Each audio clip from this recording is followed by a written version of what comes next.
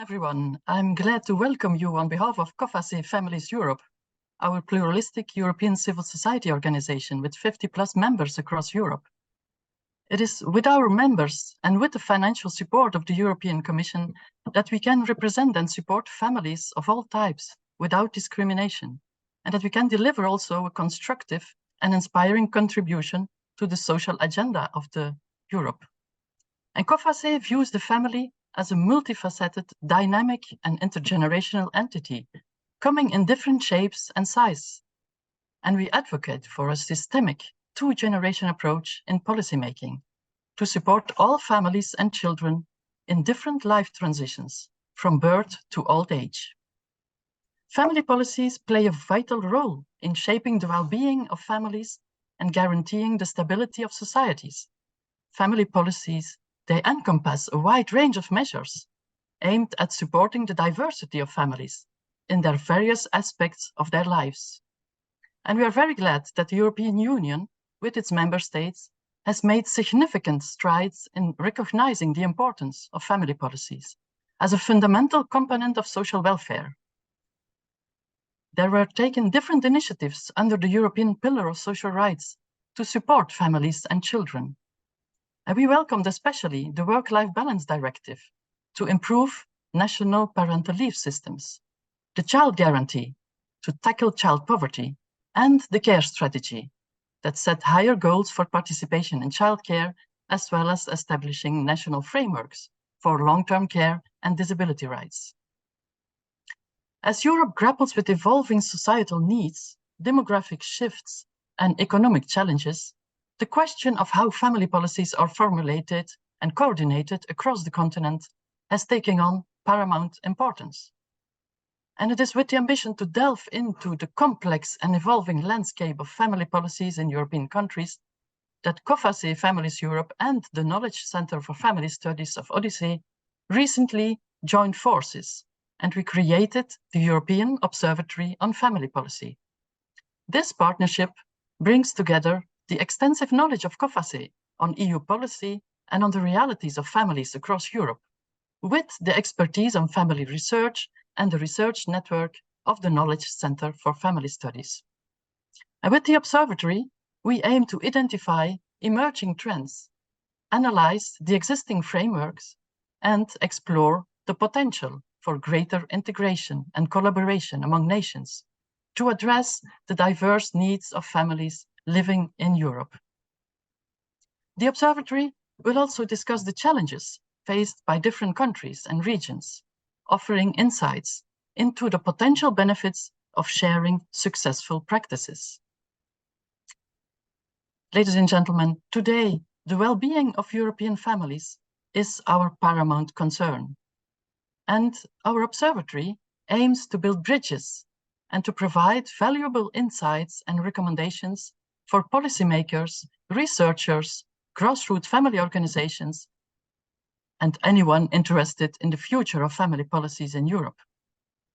Together with our partner from Odyssey, we want to foster collaboration. We want to develop an international community to promote the development of integrated family policies, ultimately striving together to improve the resilience and the well-being of all families across Europe.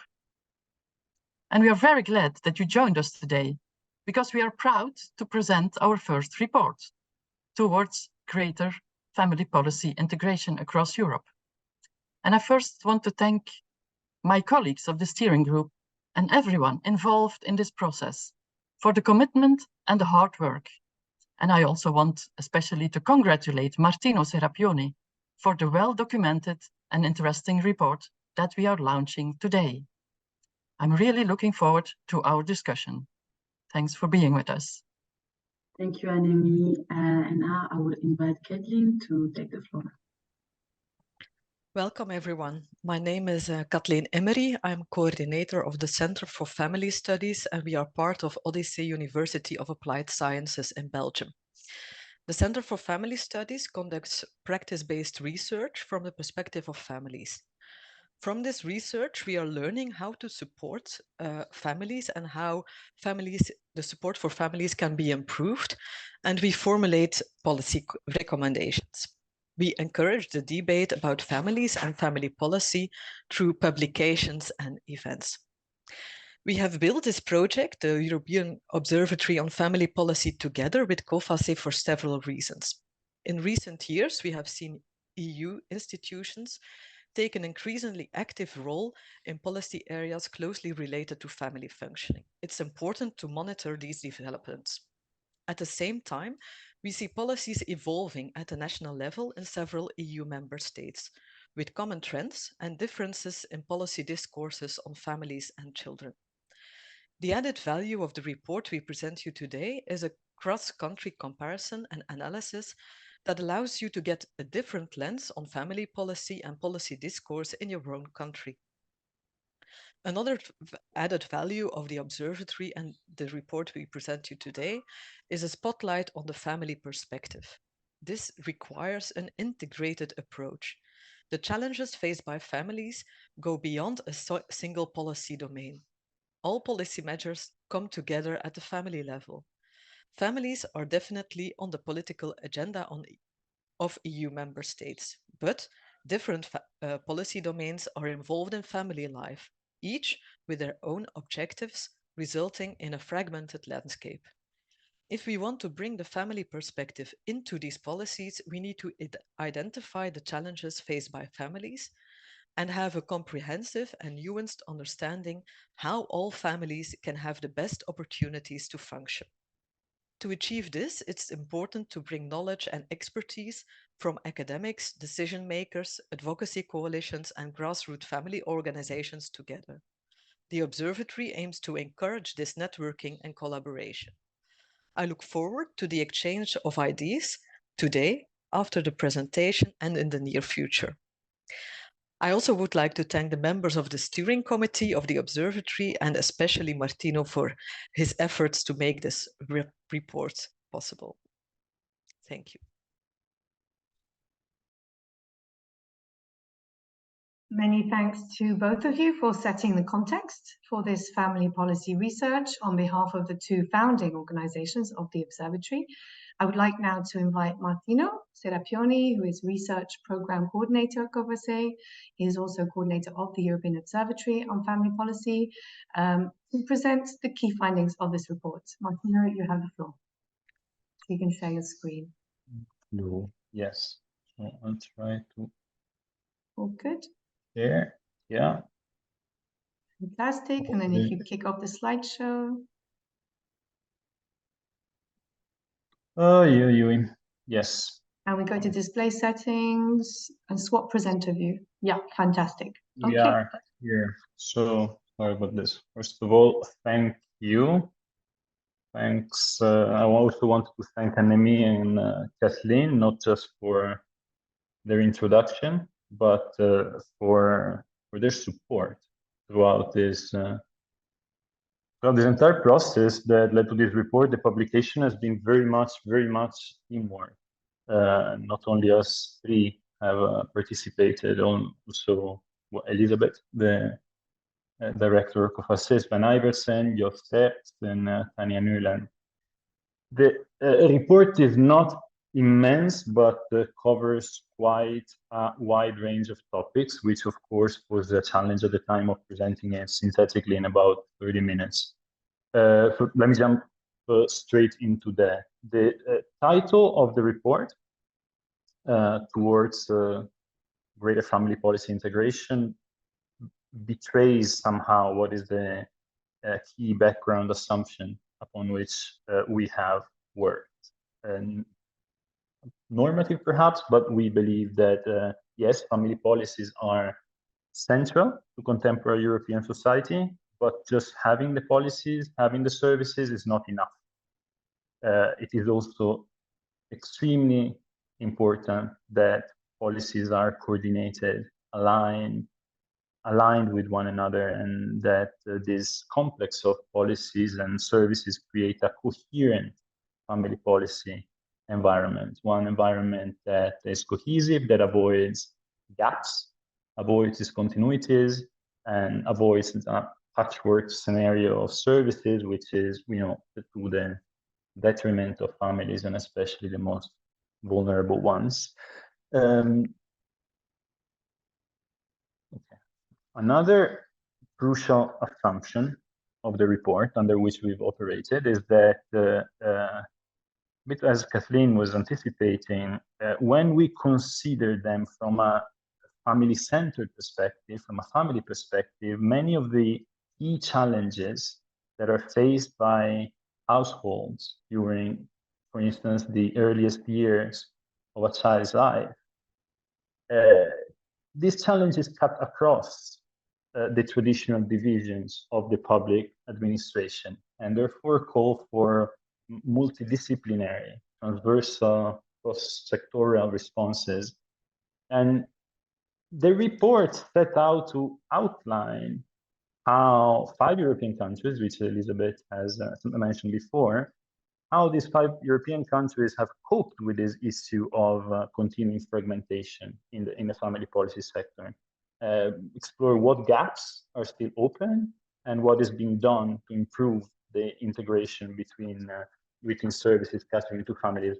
Let me 1 second. What do we mean by integration of family policy? Integration is a concept that clearly encompasses a variety of several different dimensions. The basic idea behind integration, in its most basic, it's that of a systematization of cooperation between professionals from different services or from services themselves.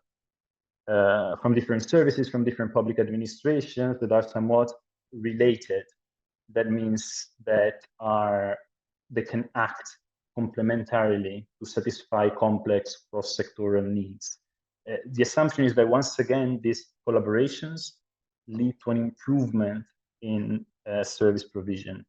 They make it more tailored to families. Cooperation and collaboration between related services is also assumed to have other positive effects, like increasing the overall efficiency of delivery, improving accessibility, reducing delays. One other observation, the term integration can be used, because I already realized that I'm doing it, the term integration can be used somewhat interchangeably and flexibly, and that is certainly the case in this report.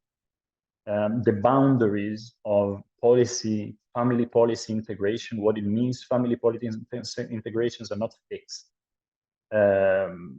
Integration can refer to different levels of exchange, cooperation, and alignment between services. For these reasons, it probably makes sense to see it as a continuum, something that may help us also to get an idea of the gradual way in which implementing integrated policy or family policy arrangements may occur or take place.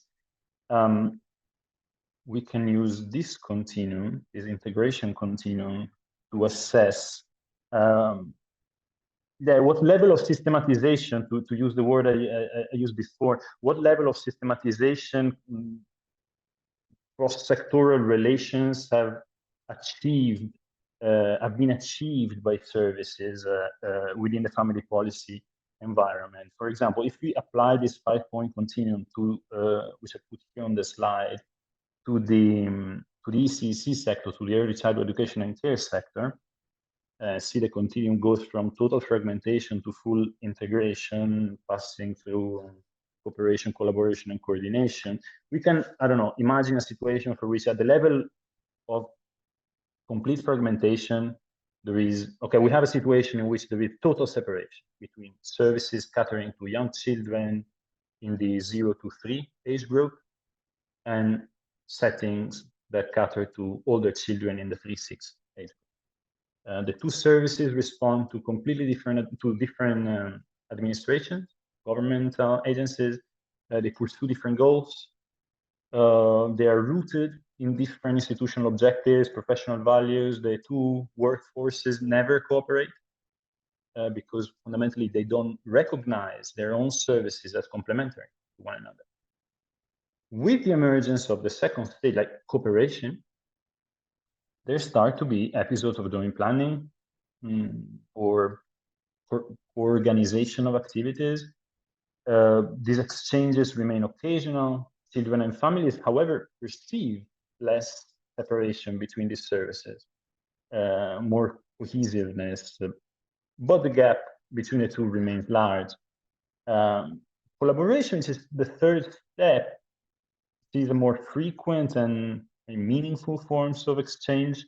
Joint planning becomes more regular between the daycare and the preschool segments. And the two segments begin to develop some common values and goals. Professionals within the two segments start to develop common values and goals. The continuity between the services becomes good, although some families still struggle to navigate the gap that separates the two institutions. Coordination is the first stage, and we see that as entailing the emergence of a shared educational vision in our example, and consequently a common pedagogical culture develops across the 0 to 6 CCC sector. Services at this point communicate with families in a similar way, a similar approach to engaging families, and this has a significant impact on the experience, on the experience of families. The transitions between the two levels are much smoother and warmer compared to other. The fifth and final stage, full integration, sees a formalization, a legal formalization of these spontaneous experiences of the previous step, and typically also entails the development of common governance structure. Right? So this is an idea of a integration continuum as applied to the sector of research, education, and care. Okay, after this abstract introduction, which I hope was useful to give you an idea of, let's call it the theoretical backdrop against which we work, I wanted to really jump into the report. So what have we done? And if I'm repeating a bit what Elizabeth said, I apologize, but like, okay, yes, so first we have selected this 5 case studies within the European Union, 4 countries, Finland, Italy, Poland, and Germany, and the Belgian region of Flanders. And we have tried to give in the report, I think, a descriptive account of their state of play of these areas in terms of family policy integration. Like now, integration in relation to which policies and which areas?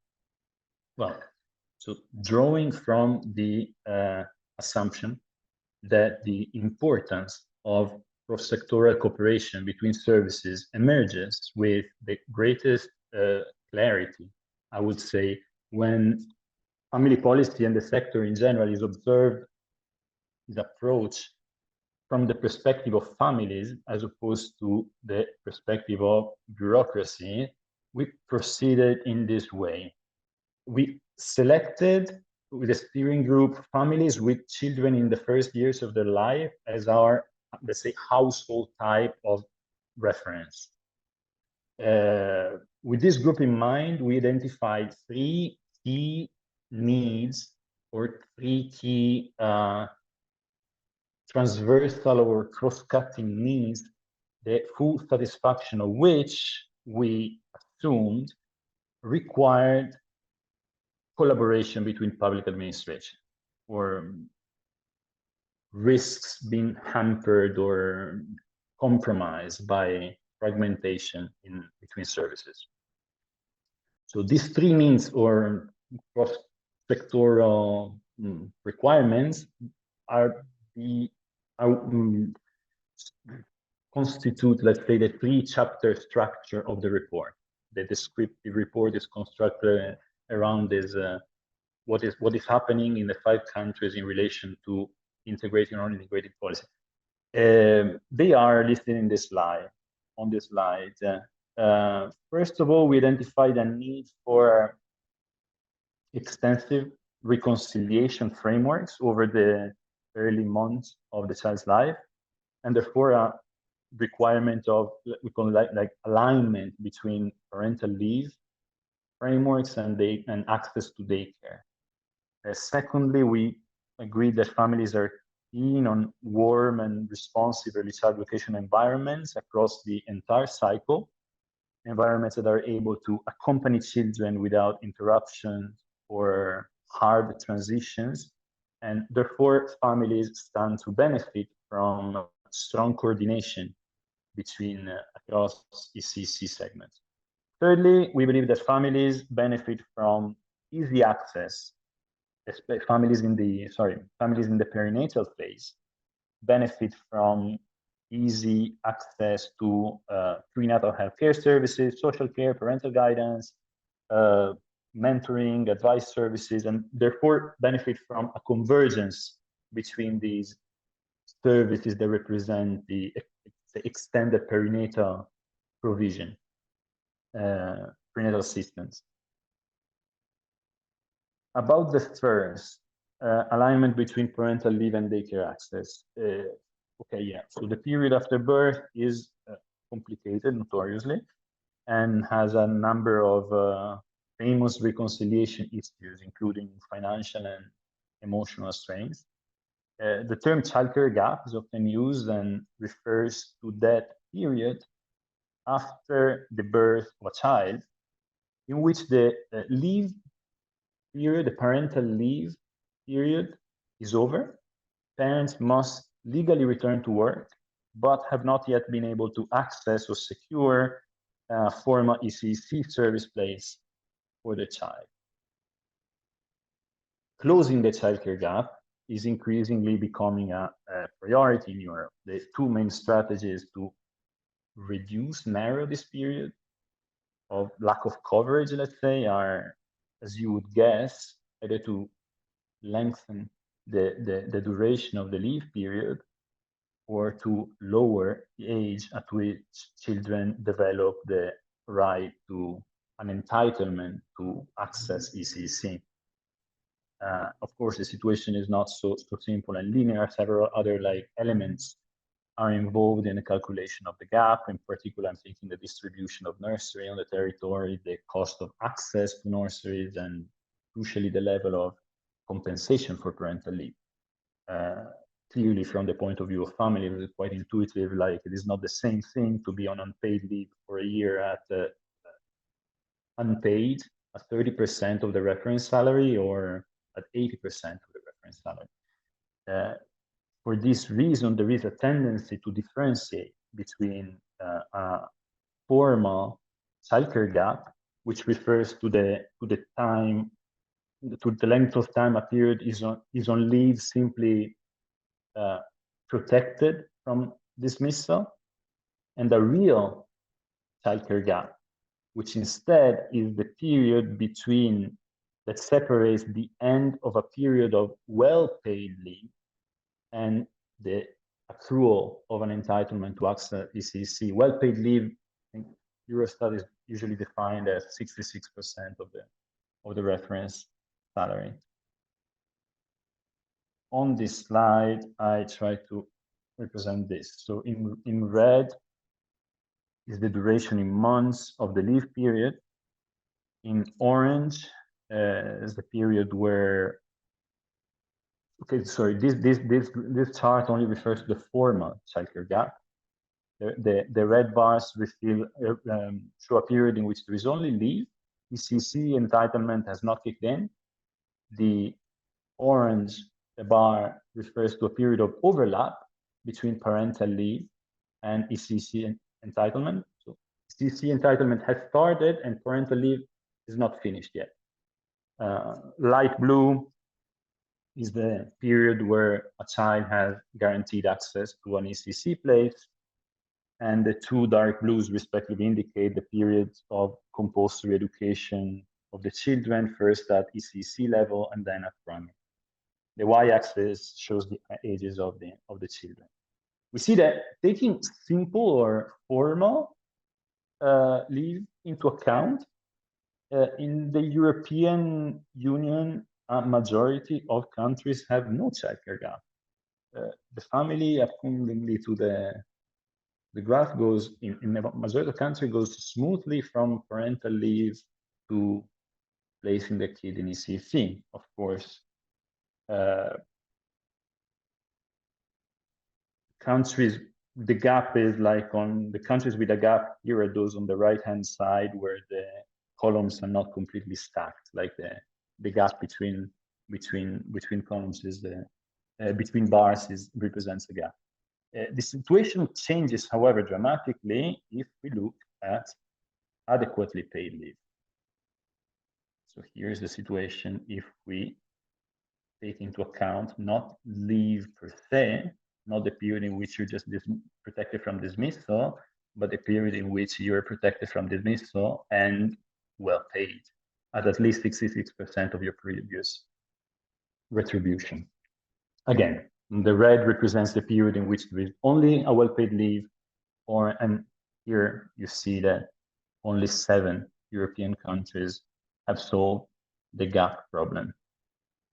And this graph includes Romania, which has an entitlement to ECC that starts at birth, but a coverage rate that doesn't reach 20%, if I'm not mistaken.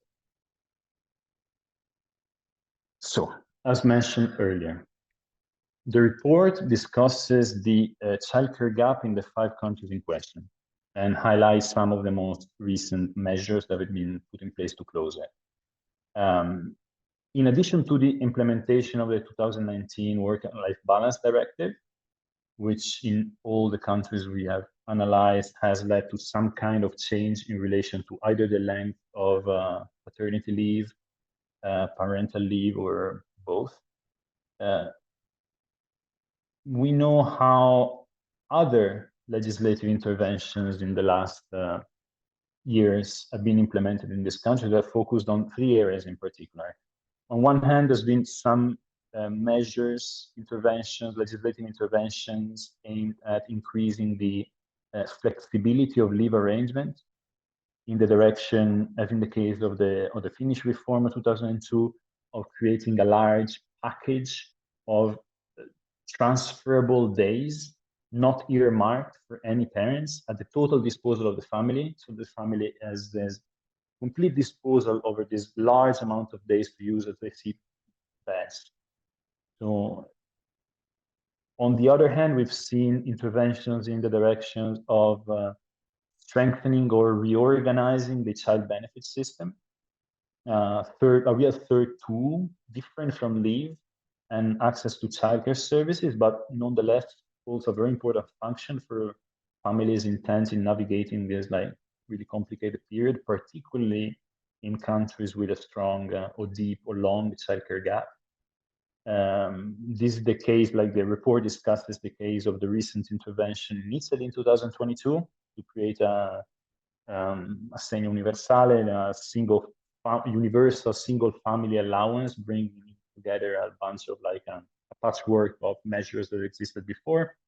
And of course, we discussed the numerous support schemes of Poland, where family benefits represent a real staple of the system in that country, of the reconciliation system in the country.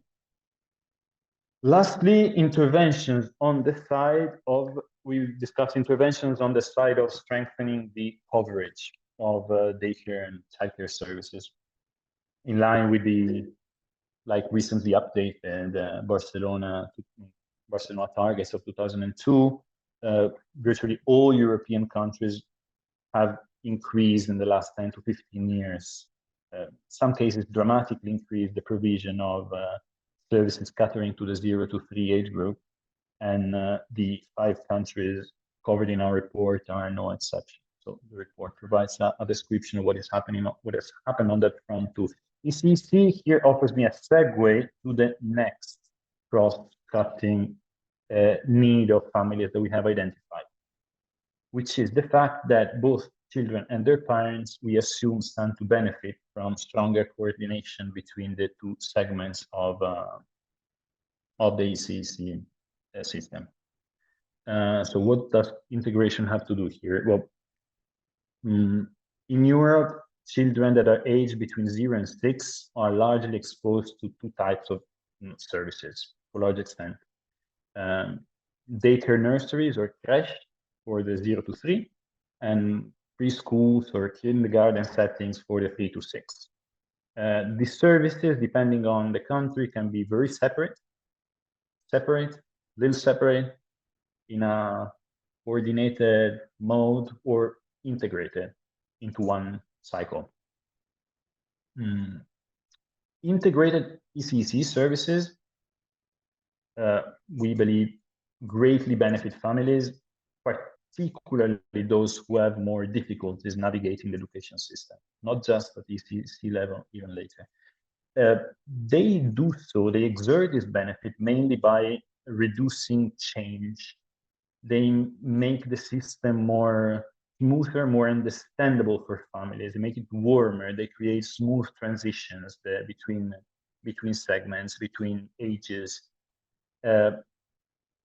These integrated systems are normally rooted at the formal level, are rooted often in unified governance arrangements. But from a family perspective, perhaps most importantly, they are rooted in the co-location of facilities, in the continuity of pedagogical guidelines, in similar qualification requirements for staff at the two levels.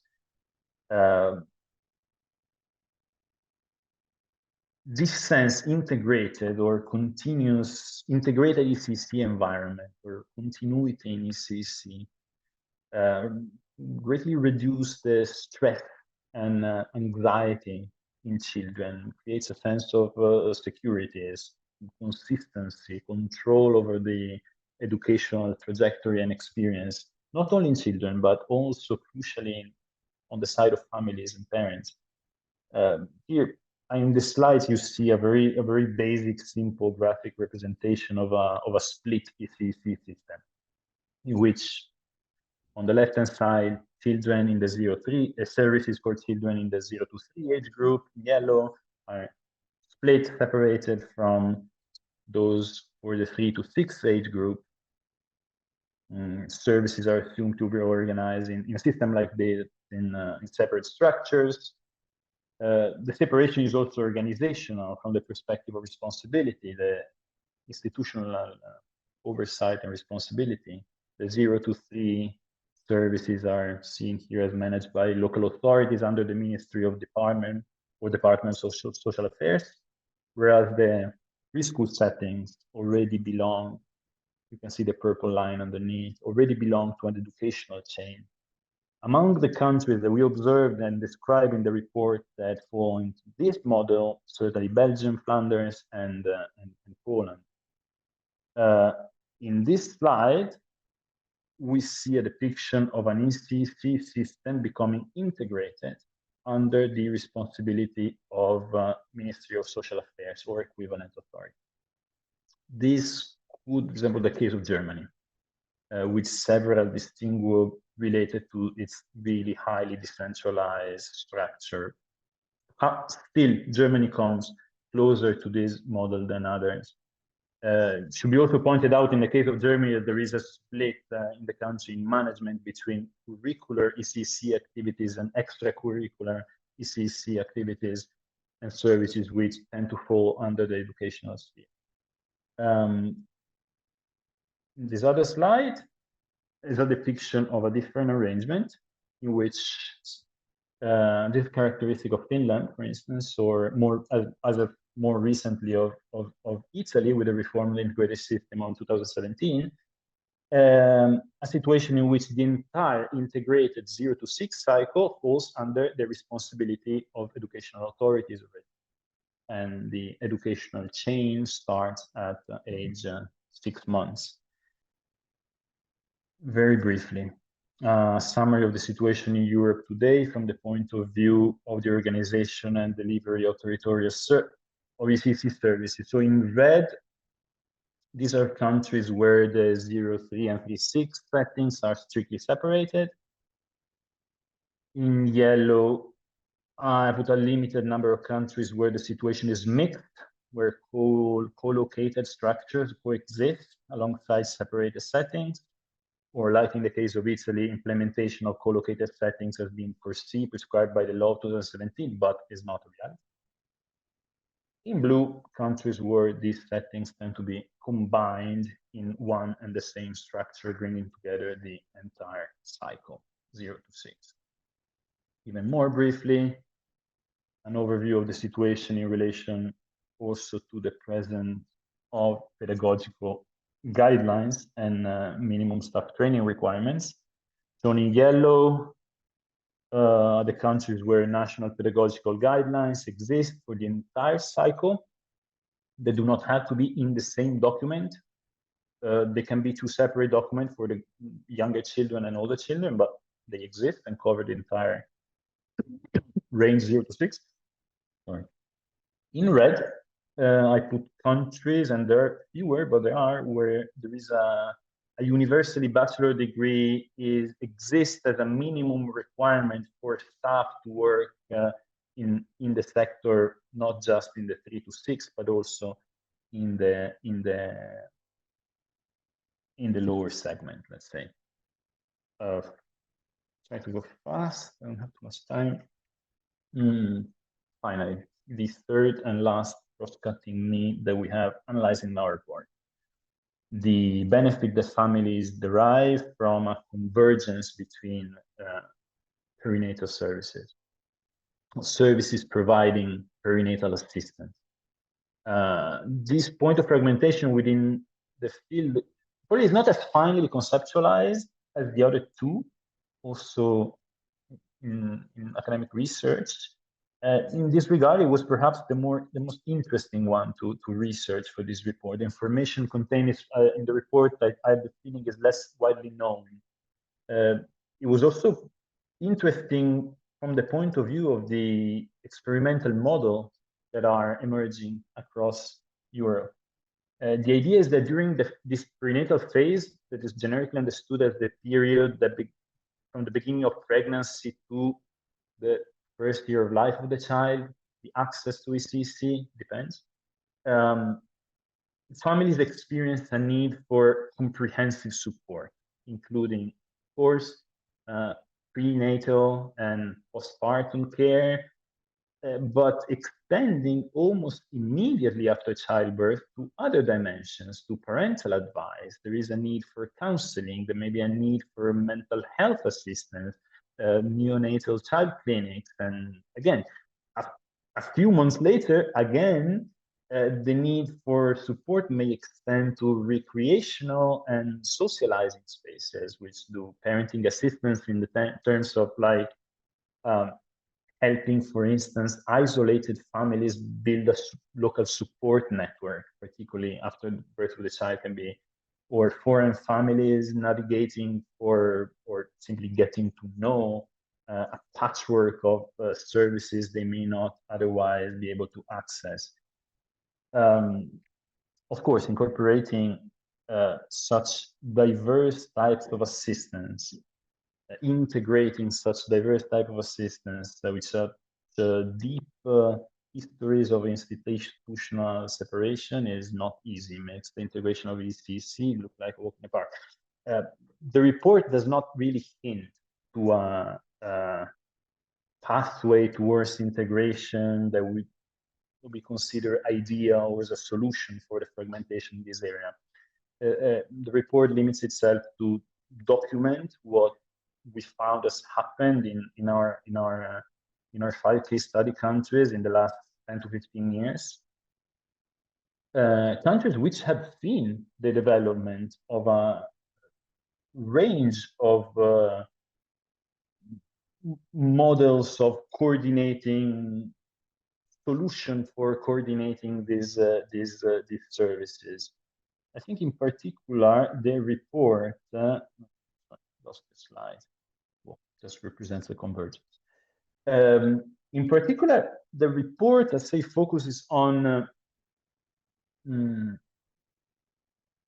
national models of one-stop shops. I don't find any better terms, like multidisciplinary centers of integrated or at least coordinated delivery of family services during the perinatal phase or later.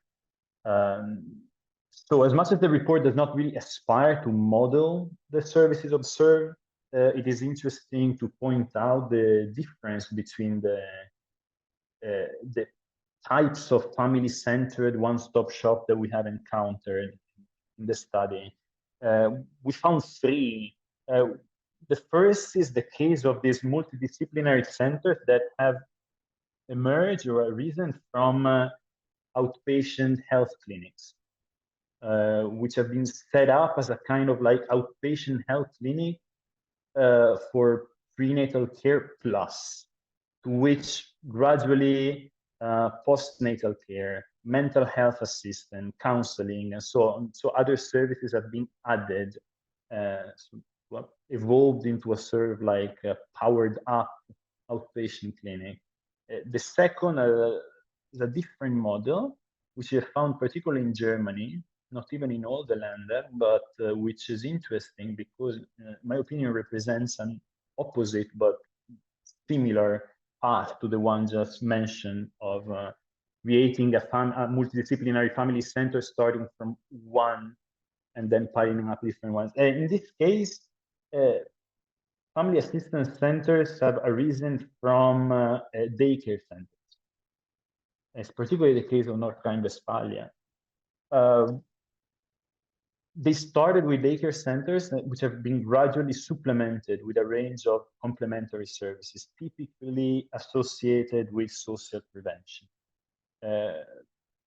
These services come to represent and be known also in Germany as Kita Plus, kindergartens reinforced by an additional layer of social prevention for the families.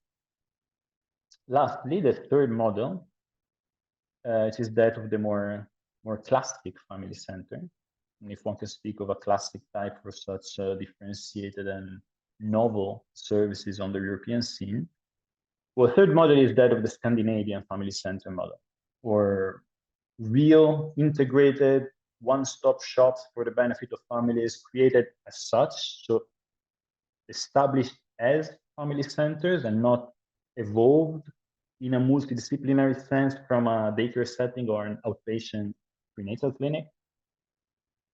The model shown on this slide represents the range of services offered by a Finnish family center, combining health, social, and educational care.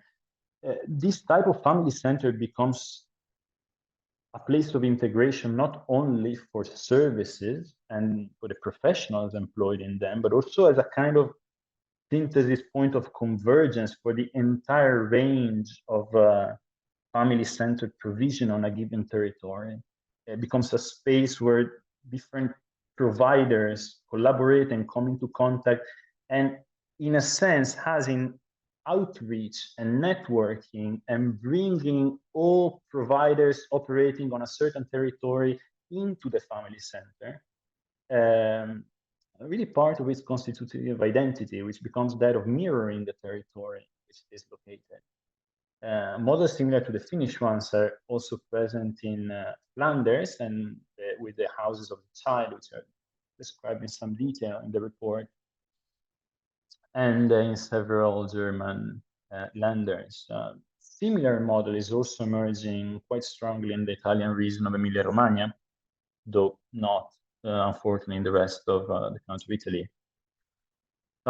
In a nutshell, because I'm already gone with time, the conclusions, which are not, again, conclusions, but more of some pointed messages. So the idea is integration or the approximation of family policies, the family policies coming together is a reality in the countries we have observed. It is being demanded by families and it is happening. It is happening in different forms according to the needs it encounters, but okay, this seems like a platitude of tourism, but it is important to remind that integration happens in different ways, because it binds us not to think that there is always one way of cooperating, one way of bringing services together, bringing professionals together, convince professionals that may not be interested in doing so that there is a benefit in doing it. Barriers exist, like I just said. whereas the benefits of more integration may be obvious to families, it may not be as obvious to bureaucracies. In general, the barriers at this, the barriers of multi-level governance and of different cultures, different professional habits that for years have developed in a separate direction from one another. The creation of new spaces, models, and practices of coordination and co-management is challenging, but we believe it's like an avalanche. Collaboration begets collaboration, begets coordination, and coordination begets integration. So the incentive is always that of creating more equity in the system, in the environment, our environment, and having a family policy space where the services talk to each other and know each other, they collaborate and are able to activate, support, and complement each other in the best interest of all families, especially the ones in more vulnerable situations. This is it. Thank you for the attention.